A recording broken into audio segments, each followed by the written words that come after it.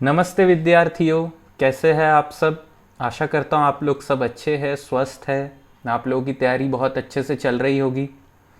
तो आज जो है हम कंट्रोल सिस्टम में एक नया चैप्टर स्टार्ट करने वाले हैं, ब्लॉक डायग्राम रिडक्शन। तो इससे पहले हमने जो लेक्चर्स देखे थे उसमें क्या देखे थे, बेसिक्स जो भी था उसको हमने देखा था, कैसे कंट्रोल सिस्टम में हम एक सेट ऑफ डिफरेंशियल इक्वेशन से हम कैसे ट्रांसफर फंक्शन लिखते हैं। ठीक है, अब हम क्या देखेंगे कि हम ट्रांसफर फंक्शन जो डिफरेंट डिफरेंट कंपोनेंट है या ब्लॉक्स है उसको हम रिड्यूस कैसे कर सकते हैं। ठीक है, मतलब अगर एक कॉम्प्लेक्स सिस्टम है हमारे पास तो हम उसका ओवरऑल ट्रांसफर फंक्शन कैसे निकालेंगे। ठीक है, तो चलिए फिर स्टार्ट करते हैं आज का सेशन।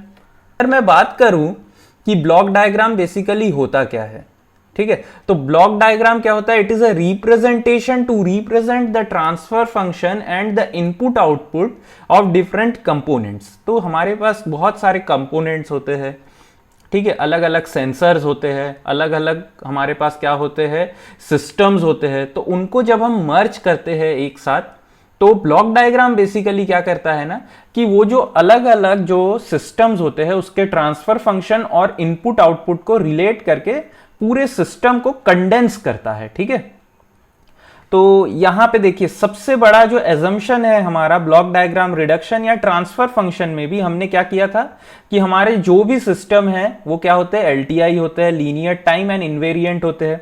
तो ये चीज का हमको ध्यान रखना पड़ता है क्या कि सिस्टम जो है वो मेरा एलटीआई सिस्टम हो। ठीक है, तो देखिए हमारा जो ट्रांसफर फंक्शन में अगर हम कास्केड करते हैं तो कैसे अलग होता है कंपेयर टू नेटवर्क में। तो मैंने आप लोगों को इसका शायद एग्जाम्पल भी दिया था। ठीक है, अगर मैं यहां पे V not S by V I S अगर लिखता हूं मैं, ठीक है, अगर मैं लिखूंगा तो यहां पे मैं डायरेक्ट इंपिडेंस लिख लेता हूं, इसका क्या होगा 1/CS। तो ये आप देख सकते हैं क्या, ये सीरीज में है, ये जो करंट है ये यहीं से फ्लो करेगा, यहां तो ये ओपन सर्किट है तो ये यहां पे आएगा। तो मैं क्या लिख सकता हूं, according to current voltage division rule, ऐसे लिख लिया। और इसको क्या लिखूंगा फिर मैं, ठीक है, RCS+1। तो ये मेरा क्या हुआ, ये वाले एक RC लो पास फिल्टर का ये ट्रांसफर फंक्शन है। अब अगर मैं इसके पीछे सेम और एक ऐसे कनेक्ट कर दूं तो मेरा ट्रांसफर फंक्शन क्या ऐसे आएगा, बताइए तो जरा, ऐसे आएगा क्या, नहीं आएगा। अगर मैं कैलकुलेट करूंगा तो यहां पे क्या आता है 1/RCS का होल स्क्वायर प्लस RCS+1, ऐसे कुछ आता है।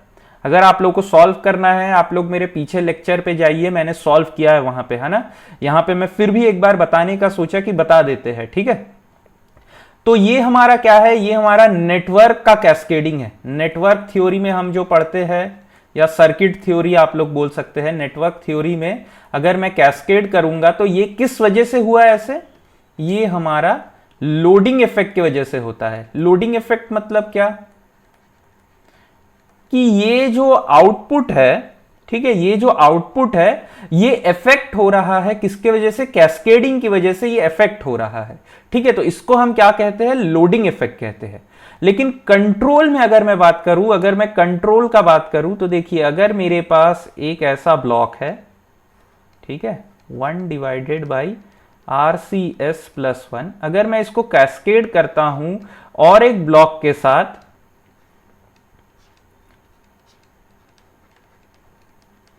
ठीक है, तो अब अगर मेरे को ओवरऑल ट्रांसफर फंक्शन लिखना हुआ तो मैं क्या लिखूंगा, मैं यही लिखूंगा,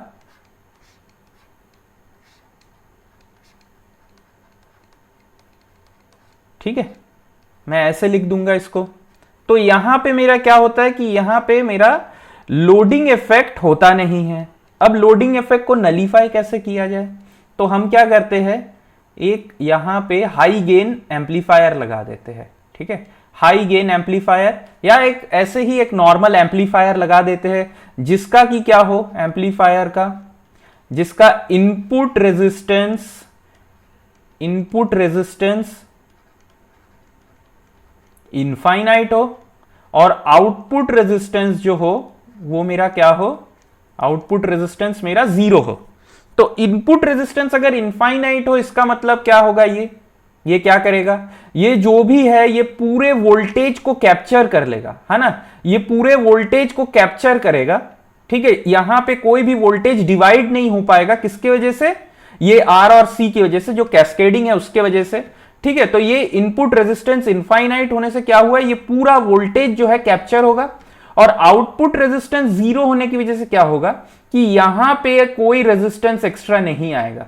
तो ये एक वोल्टेज सोर्स की तरह काम करेगा, ये जो एम्पलीफायर है ये एक वोल्टेज सोर्स की तरह काम करेगा, जहां पे कि वोल्टेज का वैल्यू जो होगा ये वोल्टेज डिवीजन से जो मिलेगा वही है, और इसका आउटपुट रेजिस्टेंस क्योंकि 0 है तो ये क्या करेगा, किस टाइप से काम करेगा, एक आइडियल वोल्टेज सोर्स की तरह काम करेगा। ठीक है, तो ये थोड़ा ध्यान देंगे कि हमारे कंट्रोल सिस्टम में, इन कंट्रोल सिस्टम, अगर मैं नोट पॉइंट लिखूं यहां पे, ठीक है, अगर मैं नोट पॉइंट लिख दूं,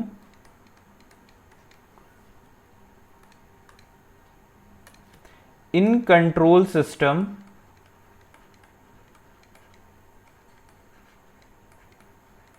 there is no loading effect.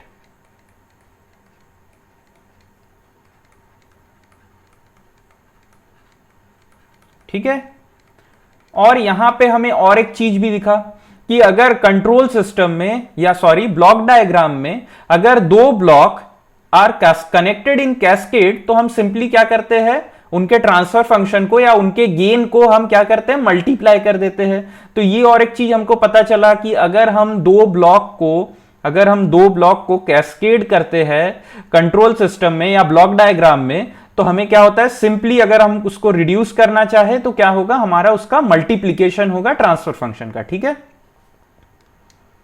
अब अगर मैं बात करूं कि हमारे ब्लॉक डायग्राम में ये समिंग यूनिट क्या होता है, तो ये समिंग यूनिट बेसिकली क्या होता है कि ये सिग्नल को ऐड और सब्सट्रैक्ट करके एक रिजल्टेंट सिग्नल देता है। जैसे कि देखिए ये एक समिंग यूनिट है, या मैं बोल सकता हूं एक समर है। ठीक है, तो यहां पे अगर ये R1 देखिए ऐड हो रहा है और R2 जो है सब्ट्रैक्ट हो रहा है, तो रिजल्टेंट सिग्नल मेरा CS है, तो CS क्या होगा, R1S माइनस R2S। ठीक है, ये हो जाएगा। इसको बहुत बार ना ऐसे भी लोग वाग रिप्रेजेंट करते हैं सिग्नल एंड सिस्टम में। ठीक है, तो ऐसे भी रिप्रेजेंट होता है। तो यहां पे देखिए ये प्लस साइन होगा, यहां पे ये माइनस साइन होगा, और यहां पे R1 लिख देंगे, यहां पे R2 लिख देंगे। तो ऐसे भी इसको रिप्रेजेंट किया जाता है। अब देखिए और एक एग्जांपल यहां पे है, R1 को सपोज कर लीजिए मैं प्लस मान लेता हूं, R4 को माइनस, R3 को माइनस, R2 को प्लस, ऐसे मैंने लिख लिया। ठीक है, तो CS मेरा क्या होगा, CS होगा R1S माइनस अच्छा नहीं, माइनस नहीं है, plus R2S minus R3S minus R4S। ठीक है, एकदम सिंपल। ये क्या करता है, बेसिकली हमारे जो भी सिग्नल्स है उसको नॉर्मल एडिशन या सब्ट्रैक्ट करके एक मेरे को क्या करता है, एक रिजल्टेंट सिग्नल को जनरेट करता है। ठीक है, तो ये हमारा समिंग यूनिट का बेसिक हमारा क्या बोलते हैं, वर्किंग है। अब अगर मैं पिकअप या टेक ऑफ पॉइंट की बात करूं, तो पिकअप पॉइंट या टेक ऑफ पॉइंट बेसिकली क्या होता है, इनका और एक जो नाम होता है वो इक्वी पोटेंशियल पॉइंट से भी जाने जाते हैं। इनको इक्वी पोटेंशियल पॉइंट भी बोलते हैं। बेसिकली ये टेक ऑफ पॉइंट या पिकअप पॉइंट जो है ना, ये सिग्नल को डिस्ट्रीब्यूट करता है सब ब्रांचेस में। तो एक सिग्नल को डिस्ट्रीब्यूट करता है ये हमारा पिकअप पॉइंट। जैसे कि यहां पे देखिए, ठीक है, ये एक मेरा पिकअप पॉइंट है। ठीक है, पिकअप पॉइंट है। तो यहां पे ये जो सिग्नल है इसका इनपुट क्या है, X1S है, ये मल्टीप्लाई हो रहा है किससे, GS। तो यहां पे मेरा आउटपुट जो रहेगा वो क्या रहेगा, GS इंटू XS। यहां पे भी, और देखिए ये सेम यहां से वैल्यू आ रहा है, तो ये भी यहां पे GS इंटू XS होगा। तो बेसिकली क्या हो रहा है कि यहां पे हम सिग्नल को डिस्ट्रीब्यूट कर रहे हैं तो इसीलिए इसको क्या बोला जाता है, इक्वी पोटेंशियल पॉइंट भी बोला जाता है। यहां पे जो वैल्यूज रहते हैं वो इक्वल रहते हैं या एट सेम पोटेंशियल पे रहते हैं, इसीलिए इसको हम क्या बोलते हैं, इक्वी पोटेंशियल पॉइंट भी बोलते हैं। और इसका बेसिक पर्पस क्या होता है कि ये सिग्नल को इक्वली डिस्ट्रीब्यूट करता है to various branches, number of branches it can distribute the signal, ठीक है। और हां, यहां पे एजम्पशन ये होता है कि सारे जो भी ब्रांचेस, जितने भी ब्रांचेस है, उसको इक्वल, हमारा इक्वल मैग्नीट्यूड में सिग्नल मिल रहा है ना। कोई भी यहां पे मतलब क्या बोलते हैं, आपका सिग्नल का जो वैल्यू है वो कम नहीं हो रहा है, या signal value is not getting diminished, okay. अब देखिए, अगर मैं ब्लॉक्स इन पैरेलल की बात करूं कि ब्लॉक इन पैरेलल क्या होता है, what do we mean by block in parallel. तो सपोज कीजिए ये मेरा इनपुट है एक्सएस और ये मेरा आउटपुट है वाईएस, और ऐसे दो ब्लॉक्स कनेक्टेड है पैरेलल में, ठीक है। यहां पे आप देख सकते हैं इन दोनों का साइन प्लस माइनस है। तो मैं वाईएस को क्या लिखूंगा, तो देखिए ये क्या है, बेसिकली यहां पे सिग्नल क्या होगा, ये होगा एक्सएस इंटू G1s, यहां पे क्या होगा सिग्नल, एक्सएस इंटू G2s। अब वाईएस बेसिकली क्या लिखूंगा मैं, वाईएस होगा plus minus X S into G1s, plus minus, क्योंकि यहां पे भी प्लस माइनस है, एक्सएस इंटू G2s, ठीक है। तो अब अगर मैं प्लस माइनस एक्सएस को कॉमन निकाल लूं तो क्या आएगा, Y S is equal to plus minus XS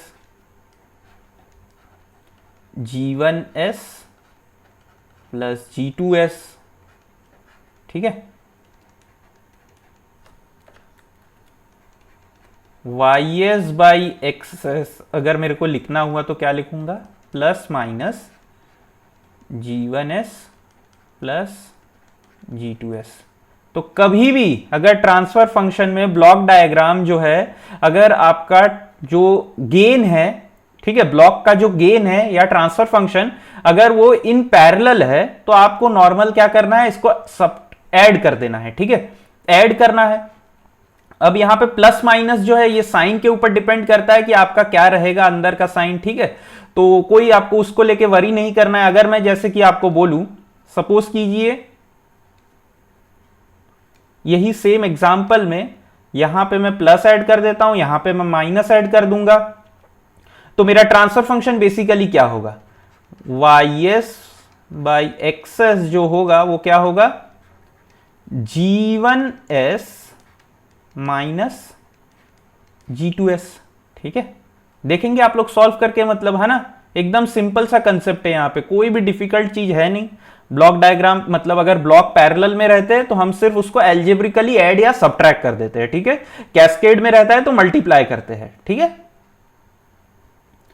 अब अगर मैं बोलूं कि एलिमिनेशन ऑफ फीडबैक लूप, तो हम लोगों ने पहले ही पढ़ा है कि इसके लिए जो CS बाई RS होता है वो बेसिकली क्या होता है, GS divided by 1 plus minus GS HS। Plus कब लगेगा, प्लस लगेगा फॉर नेगेटिव फीडबैक, माइनस कब लगेगा, फॉर पॉजिटिव फीडबैक, ठीक है। ये सब चीजें हमने देख के रखा है। तो कभी भी अगर हमको एक फीडबैक लूप दिखे इस टाइप का, तो हम उसको रिड्यूस करके क्या लिख सकते हैं, GS divided by 1 plus minus GS HS, ठीक है।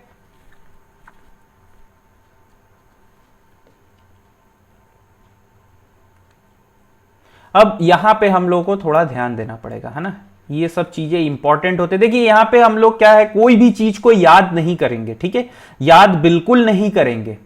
तो यहां पे मैं क्या है, मेरा फर्स्ट जो है वो क्या है, मैं shifting of take off point कर रहा हूं। टेक ऑफ पॉइंट को मैं शिफ्ट करना चाहता हूं, टेक ऑफ पॉइंट या पिकअप पॉइंट या इक्वी पोटेंशियल पॉइंट्स को मैं शिफ्ट करना चाहता हूं। सपोज कीजिए मेरे पास एक ब्लॉक डायग्राम ऐसा दिया हुआ है, यहां पे ये मेरा टेक ऑफ पॉइंट है। अब मैं इसको शिफ्ट करके ब्लॉक के पीछे लाना चाहता हूं, तो मैं क्या करूंगा, कुछ याद नहीं करना है आपको, ठीक है। आपको बस इतना याद रखना है कि जितने भी मेरे आउटपुट है, देखिए एक आउटपुट यहां पे C है, C क्या है बेसिकली मेरा G इंटू R है, ठीक है। ये भी क्या है, G इंटू R है।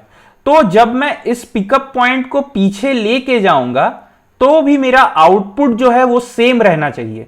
ठीक है, देखिए मैं इस पॉइंट को पीछे खींच के लेके गया,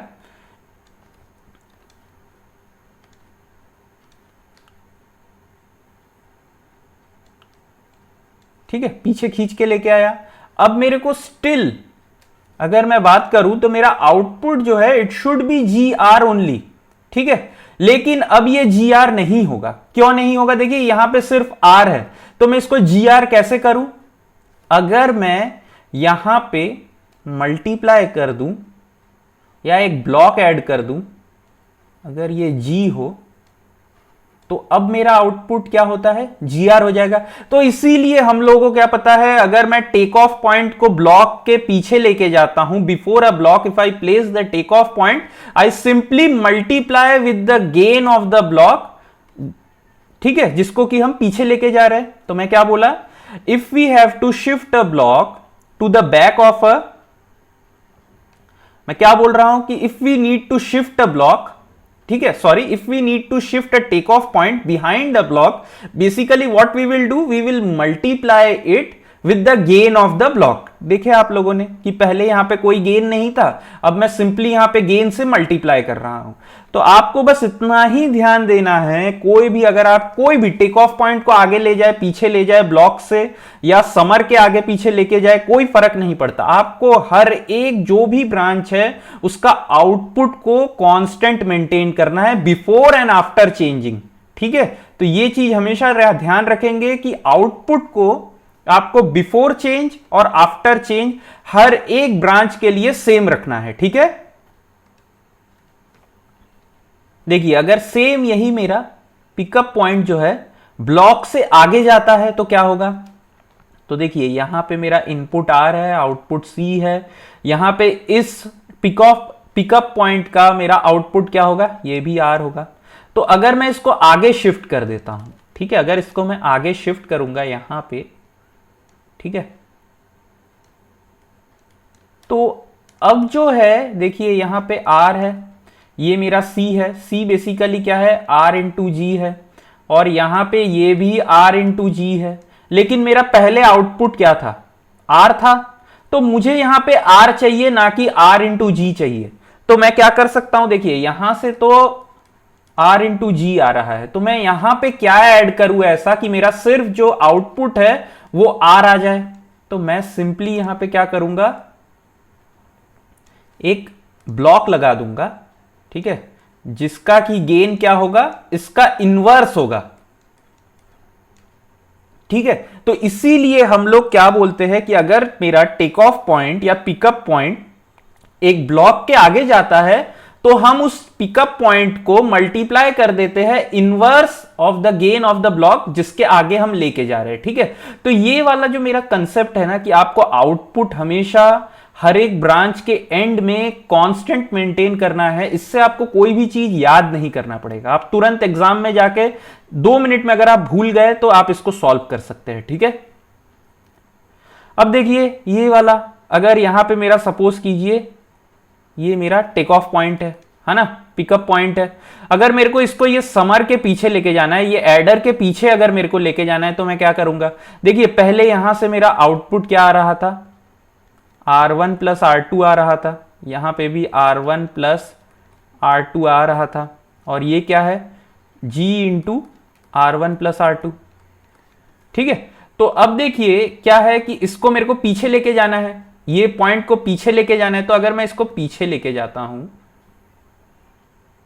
ठीक है, मेरा आउटपुट जो है ये अभी भी मेंटेन होना वही चाहिए, R1 प्लस R2 ही।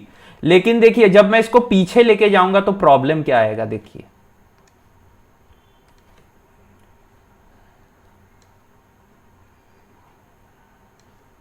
यहां पे लेके आया, ठीक है, मेरा आउटपुट यही रहना चाहिए, लेकिन अब मैं इसको पीछे लेके आया हूं तो मेरे को क्या मिल क्या रहा है? यहां पे देखिए तो जरा, यहां पे मेरे को मिल रहा है क्या?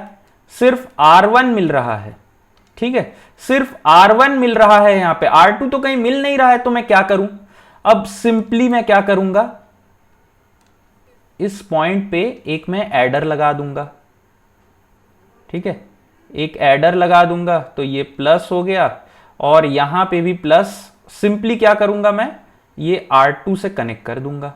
तो अब देखिए क्या होगा, यहां से R1 आ रहा है, यहां से R2 आ रहा है, ये मिलके मेरा क्या हो रहा है, R1 प्लस R2। अब देख सकते हैं कि मेरा आउटपुट जो है कहीं पे भी चेंज नहीं हो रहा है, लेकिन मैंने ये पिकअप पॉइंट को देखिए यहां से हटा के मैंने पीछे लेके आया हुआ है।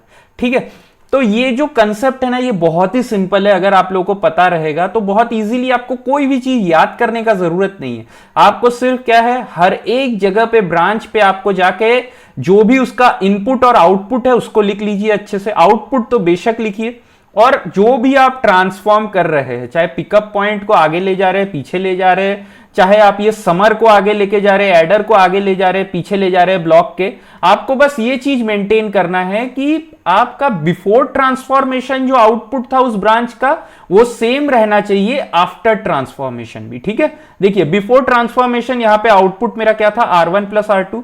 जब मैंने इसको ट्रांसफॉर्म कर दिया, इसको पीछे लेके गया, तब भी आप देख सकते हैं मेरा आउटपुट क्या है, R1 प्लस R2। ठीक है,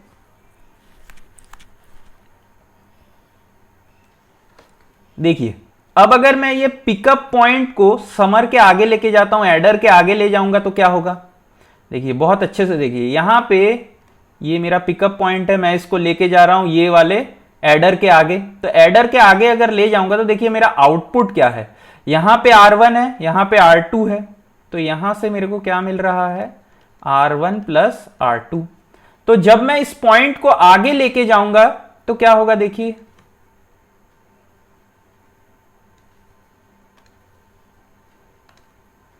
यहां पे आ गया।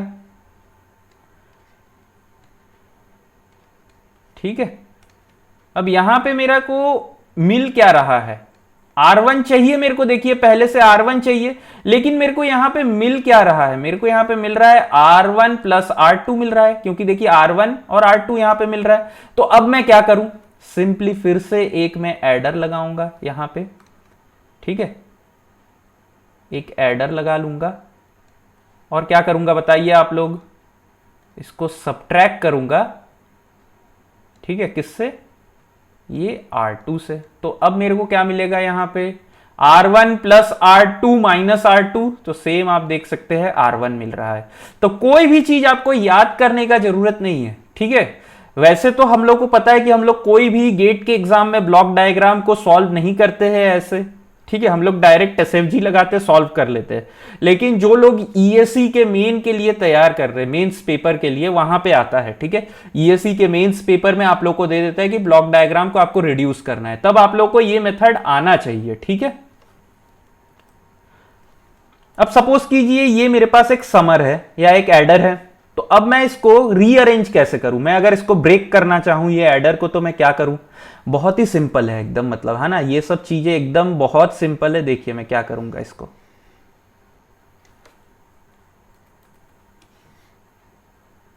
ठीक है,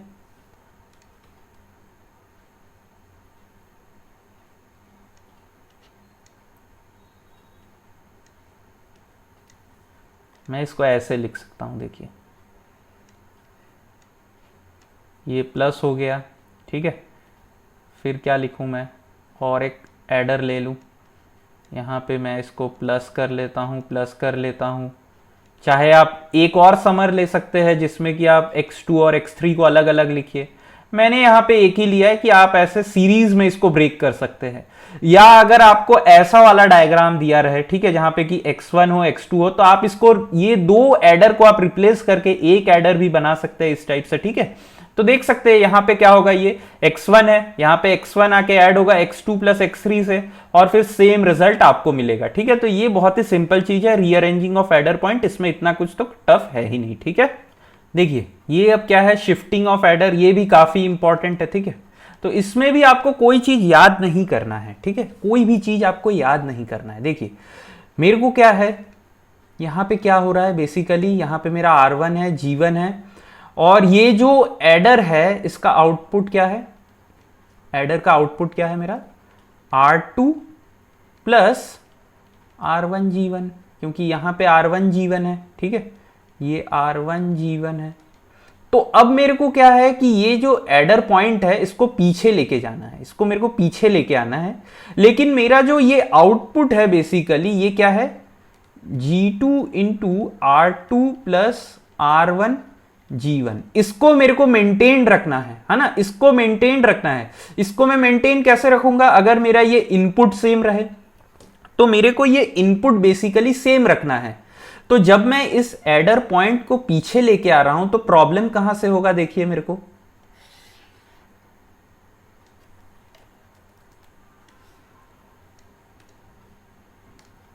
अब मैं ये पॉइंट हटा दे रहा हूं, है ना, ये पॉइंट हटा दिया और ये पॉइंट को मैं पीछे लेके आ गया कहीं, ठीक है, यहां पे लेके आया और ये पॉइंट अब R1 ना रहा,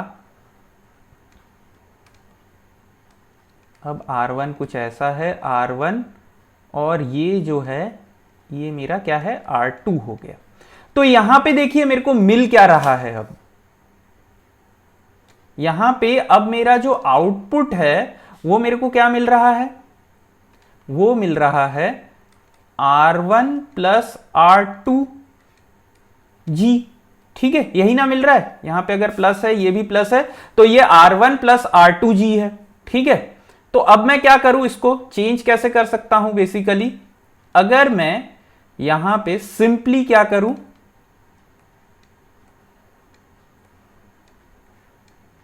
वन बाई G1 से मल्टीप्लाई कर दूं और इसको अगर R2 से पास कर दूं तो ये क्या होगा, देखिए यहां पे आएगा मेरा R1 प्लस G1, सॉरी ये आएगा 1/G1 इंटू R2, ठीक है, और ये मल्टीप्लाई होगा तो आपको क्या दिखेगा, सेम यही वाला आउटपुट मिलेगा, ठीक है। ये वाला आउटपुट मतलब इसके लिए ये इनपुट है लेकिन आउटपुट यहां से यही मिलेगा, ना कि ये मिलेगा, ठीक है। तो इसीलिए बोला जाता है कि जब आपका एडर अगर एक ब्लॉक के पीछे जाता है तो आपको क्या करना होता है, 1/G1 करना होता है, या उस गेन से जो भी आप जिसके पीछे लेके जा रहे हैं एडर को, उसके गेन के इनवर्स से आपको क्या करना होता है, मल्टीप्लाई करना होता है, ठीक है। अब देखिए अगर मैं ये एडर को एक ब्लॉक के सामने लेके जाता हूं तो क्या होगा, हमने अभी देखा कि एक ब्लॉक के पीछे ले जाता है तो क्या होगा, अब अगर एक ब्लॉक के सामने ले जाऊंगा तो क्या होगा, देखिए यहां पे मेरा जो इनपुट है इस ब्लॉक का वो क्या है, R2 plus R1 G1, output क्या होगा, G2 into R2 plus R1 G1, यही है। तो आपको बेसिकली क्या करना है कि ये जो आउटपुट है इसको चेंज नहीं करना है, ठीक है। आउटपुट आपका चेंज कब नहीं होगा, जब ये इनपुट वैल्यू जो है ये चेंज ना हो। तो बेसिकली मैं चेंज क्या कर सकता हूं, अगर मेरे को एक चेंज करना हुआ तो मैं क्या करूं, चेंज, देखिए अब ये सिंपली जो ये ब्लॉक है इसको मेरे को आगे लेके जाना है। देखिए कोई भी चीज को ना आपको याद नहीं करना है ना, याद नहीं करना है।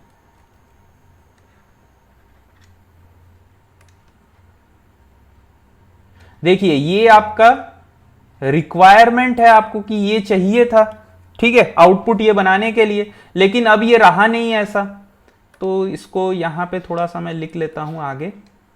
और अब क्या करूंगा, यहां पे अब बेसिकली मेरा अगर स्ट्रक्चर कुछ ऐसे हो जाता है, अब देखिए ये भी क्लियर कर देता हूं,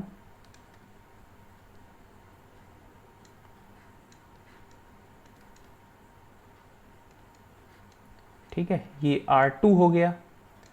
तो अब मेरा इनपुट क्या आ रहा है, सॉरी मेरा आउटपुट क्या आ रहा है, यहां पे आप देख सकते हैं क्या आ रहा है मेरा आउटपुट, ये आएगा R1 G1 into G2 plus R2, ये आ रहा है। पहले क्या आ रहा था, G2 R2 plus R1 G1 G2, तो ये वाला कंपोनेंट तो है, R1 G1 G2 ये तो है, लेकिन प्लस R2 में G2 नहीं है। तो अब मैं क्या करूं, सिंपली G2 का मल्टीप्लाई अगर दे दूं R2 से तो ये आ जाएगा फिर G2 इंटू R2, तो इसीलिए क्या बोला जाता है कि कभी भी एक एडर को अगर मैं एक ब्लॉक के सामने लेके जाता हूं, एक एडर को अगर एक ब्लॉक के सामने लेके जाता हूं, तो मेरे को उसके गेन से मल्टीप्लाई देना होता है। ठीक है, जो भी इनपुट है उसके गेन से मल्टीप्लाई देना होता है जिस ब्लॉक के आगे लेके जाता हूं। ठीक है, तो ये क्या हुआ, हमारा जो भी ब्लॉक डायग्राम थे इसका हमने लिखा।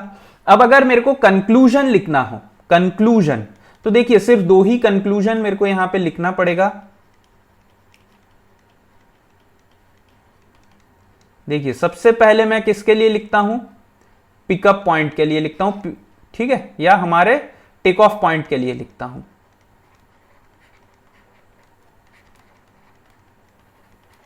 ठीक है, अगर मेरा take off point goes behind the block, तो हमने क्या देखा था, अगर मेरा एक टेक ऑफ पॉइंट जो है वो ब्लॉक के अगर पीछे जाता है तो क्या होगा, सिंपली उसके इनवर्स गेन से मल्टीप्लाई होता है। देखिए आप लोग, ये देखिए, सॉरी इनवर्स गेन बोल रहा हूं, उसके गेन से मल्टीप्लाई होता है। ठीक है, ब्लॉक के पीछे गया तो गेन से मल्टीप्लाई हो रहा है। देखिए ये टेक ऑफ पॉइंट जो है ब्लॉक के पीछे गया तो गेन से मल्टीप्लाई हुआ। ठीक है, तो मल्टीप्लाई बाई गेन। अब अगर मैं एडर का बात करूं तो देखिए गोज बिहाइंड अ ब्लॉक, तो यहां पे इसका उल्टा हो जाएगा, मल्टीप्लाई बाई 1 बाई गेन। आप लोग देखिए, अगर मैं एडर को ब्लॉक के पीछे लेके जाता हूं तो देखिए, ये देखिए बिफोर अ ब्लॉक लेके गया तो 1 बाई गेन हो जाएगा। तो बस आपको सिर्फ, अगर आप याद करना चाहते हैं ना एग्जाम के पॉइंट ऑफ व्यू से, तो आप सिर्फ एक को याद रखिए कि अगर टेक ऑफ पॉइंट जो है अगर एक ब्लॉक के पीछे जाता है तो बस उसको मल्टीप्लाई करना होता है उस गेन से। अब आप सब कुछ निकाल सकते हैं। अब देखिए अगर एक टेक ऑफ पॉइंट ब्लॉक से आगे जाता है, goes in front of block, ठीक है, तो आपको मल्टीप्लाई बाई 1 बाई गेन, और सिंपली यहां पे गेन से मल्टीप्लाई होगा। ठीक है, तो यहां पे उल्टा हो जाएगा, तो गोज, एडर अगर goes in front of block हो जाए तो क्या होगा, मल्टीप्लाई बाई गेन। ठीक है, मल्टीप्लाई बाई गेन कर देंगे आप लोग देख भी सकते हैं। देखिए मैंने गेन से मल्टीप्लाई किया है यहां पे सिंपली।